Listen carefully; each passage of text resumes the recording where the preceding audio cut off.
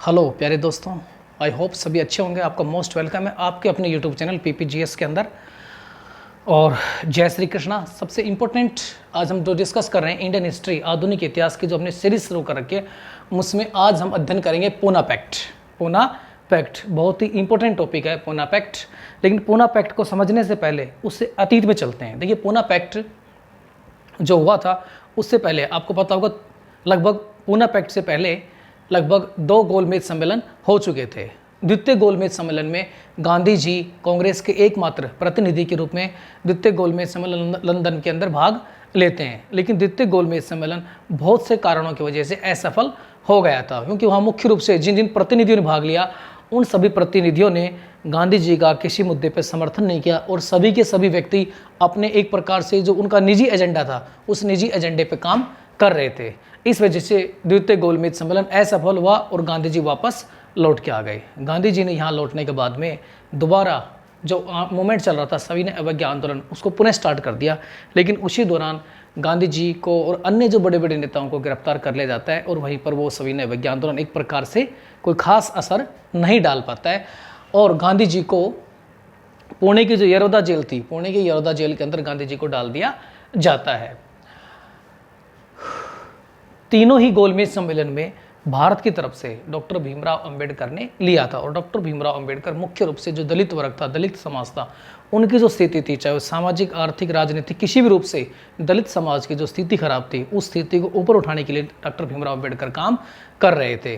तो डॉक्टर भीमराव अंबेडकर ऐसे व्यक्ति थे जिन्होंने तीनों ही गोलमेज सम्मेलन में भाग लिया था।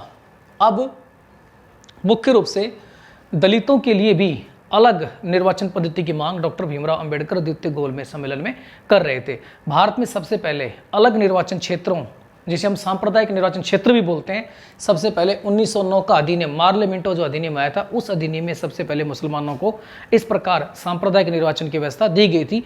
इसी सांप्रदायिक निर्वाचन को आगे बढ़ाते हुए 1919 के अधिनियम में अन्य जो कम्युनिटी थी, जैसे कि ईसाई या मुख्य रूप से सिख, अन्य जितने भी कम्युनिटी थी, उनको भी ये अधिकार दी, उनके लिए भी सांप्रदायिक निर्वाचन प्रणाली की व्यवस्था कर दिया गया था।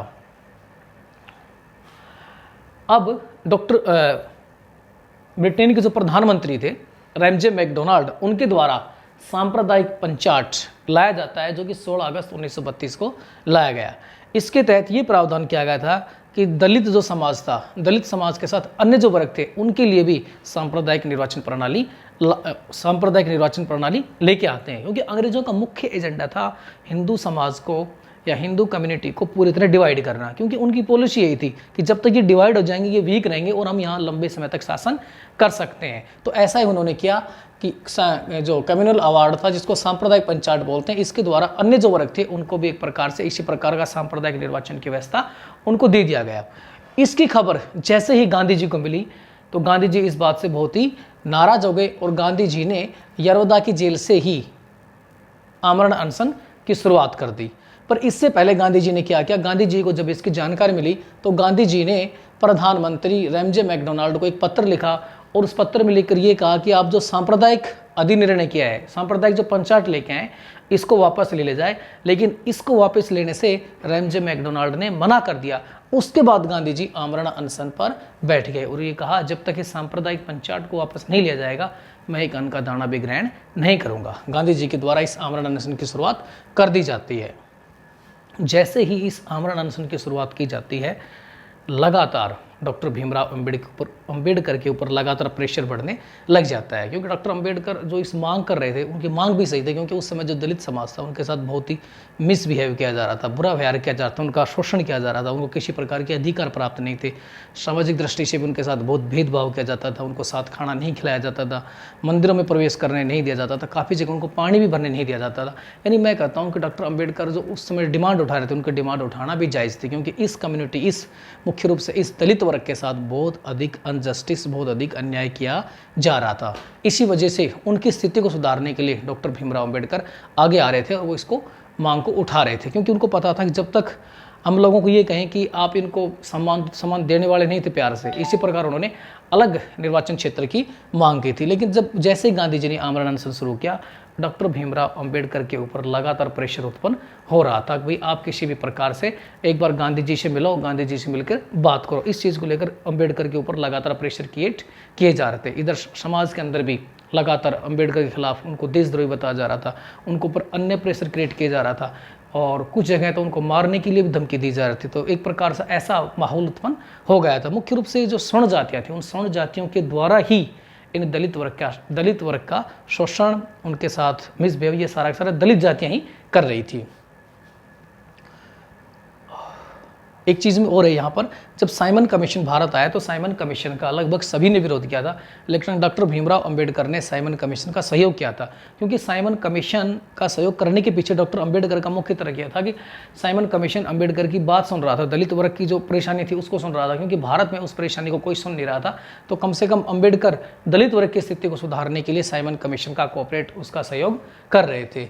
तो यहाँ पर यह आ जाता है। उसके बाद डॉक्टर भीमराव अंबेडकर जी के ऊपर प्रेशर क्रिएट होता है और वो गांधी जी से मिलते हैं।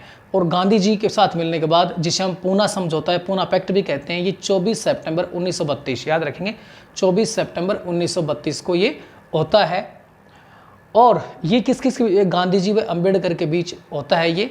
और इस पूना पैक्ट को करवाने में मुख्य रूप से जो जिन्होंने भूमिका निभाई थी, पंडित मदन मोहन मालवीय जी, डॉक्टर राजेंद्र प्रसाद, पुरुषोत्तम दास टंडन, श्री राजगोपालाचार्य, इन सभी व्यक्तियों ने इसको करवाने के लिए बहुत ही ज़्यादा भागीदारी निभाई थी, इस पूना पैक्ट को करवाने के लिए।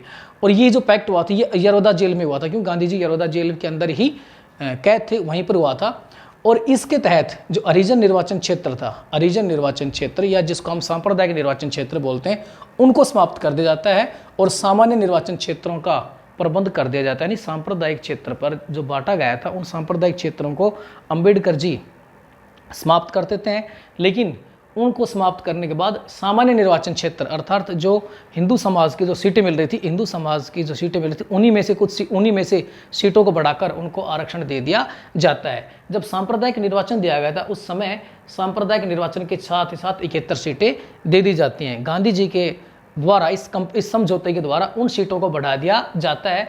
और ये जो अब इसको समझते हैं, जैसे केंद्रीय विधानमंडल के अंदर उनको 71 सीटें दी गई थी, उसको बढ़ाकर 147 सीटें, अर्थात 18% वृद्धि यहाँ पर कर दी जाती है। इसी प्रकार की वृद्धि प्रांतीय जो विधानमंडल थे उनके अंदर भी कर दी जाती है। तो ये मुख्य रूप से पूना समझौता आप याद रखेंगे, किन किन के करवाया था उनको भी आपने देख लिया होगा, कहाँ हुआ था ये भी आपने देख लिया होगा, और इस समझौते में क्या हुआ था ये भी आपने देख लिया। मुख्य रूप से सांप्रदायिक निर्वाचन क्षेत्र या हरिजन निर्वाचन क्षेत्रों को समाप्त कर सामान्य निर्वाचन क्षेत्र के अंदर, सामान्य जैसा वर्तमान में अब दे रखा है, सामान्य निर्वाचन क्षेत्र के अंदर उनको एक प्रकार से आरक्षण दे दिया गया था। अब इसका मतलब समझिए, सांप्रदायिक निर्वाचन क्षेत्र क्या होता है। सांप्रदायिक निर्वाचन क्षेत्र होता है जैसे किसी निर्वाचन क्षेत्र को आपने बांट दिया, एक विशेष क्षेत्र बना दिया, इस विशेष क्षेत्र में दलित वर्ग से ही कोई कैंडिडेट खड़ा होगा और दलित वर्ग के व्यक्ति ही उसको वोटिंग करेंगे, अन्य कोई भी कास्ट उसमें वोट नहीं कर सकती। दलित समाज से ही कैंडिडेट खड़ा होगा, वही चुनाव लड़ेगा और उसी दलित समाज के व्यक्ति यहाँ पर वोट करेंगे, अन्य किसी भी कास्ट या जाति के लोग यहाँ पर वोट नहीं करेंगे। एक चीज़ और है, इसके अंदर जो दलित वर्ग था उनको 2 वोट का अधिकार भी दिया गया था, याद रखेंगे, 2 वोट का अधिकार भी दिया गया। 2 वोट का अधिकार का मतलब था एक ऐसे क्षेत्र जहाँ पर सिर्फ ये चुनाव लड़ रहे हैं, वहाँ भी उनको वोट डालने का अधिकार था। इसके अलावा अगर कोई अन्य सामान्य क्षेत्र था जहाँ चुनाव होते थे, वहाँ भी ये इनको वोट डालने का अधिकार दिया गया था। यानी कि सांप्रदायिक निर्वाचन क्षेत्र में तो सिर्फ यही वोट डालते थे, लेकिन अन्य जो क्षेत्र थे जहाँ पर सामान्य चुनाव होते थे, वहाँ भी इनको वोट डालने का अधिकार दिया गया था। इस प्रकार इनको 2 वोट का अधिकार इसके अंदर दिया गया था।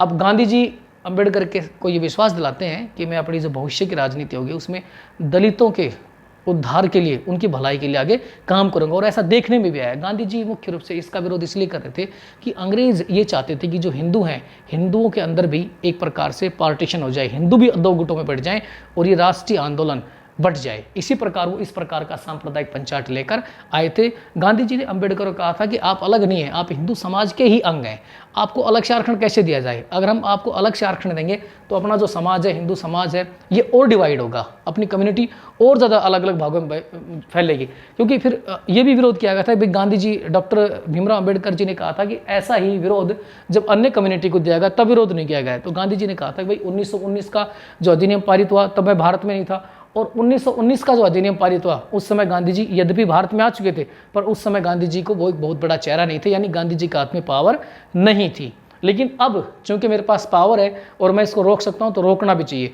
और देखा जाए तो अच्छा भी किया, क्योंकि अगर मुस्लिमों की तरह इनको भी अलग करके आरक्षण दे जाता, तो मैं कहीं ना कहता हूँ समाज के अंदर एक बहुत गहरी खाई हो जाती, जिसका परिणाम आगे चलकर एक प्रकार से बहुत गलत होता। और ये बात गांधी जी की सही भी थी, क्योंकि अलग आरक्षण देने का मतलब होता है एक प्रकार से अलगाववाद की भावना जन्म लेती।